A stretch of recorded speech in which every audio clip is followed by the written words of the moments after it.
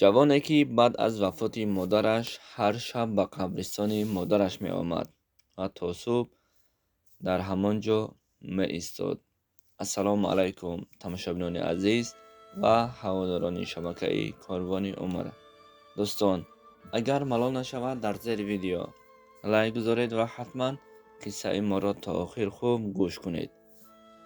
модари як ҷавон аз дунё гузашт. ҳамон вақтҳо қабристон пур шуда буд. марҳумаро ба қабристони нав гузоштанд.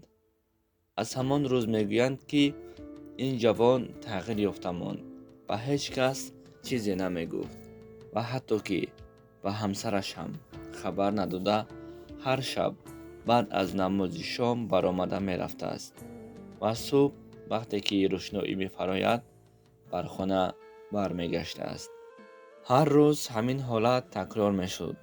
ҳамин тавр аз байн 2 моҳ гузашт ва боз як одам аз дунё гузашт, вафот кард. ҷасадро ба қабристони нав дуввумин шуда гузоштанд. марҳумаро ба ҷояш гузошта, вақте ки ҳама равон ба хона мешуданд, ки имом ҳамин ҷавонро ба наздаш файрод кард. пурсид: писарам, 2 моҳ мешавад, ки мешунавам шумо ҳар шаб ба куҷо меравед? падар ва наздиконатон аз шумо дар хавотиранд, гуфт. ҷавон бошад чунин ҷавоб дод: 2 моҳ пеш дар ҳамин қабристон якумин шуда модари манро гузоштед.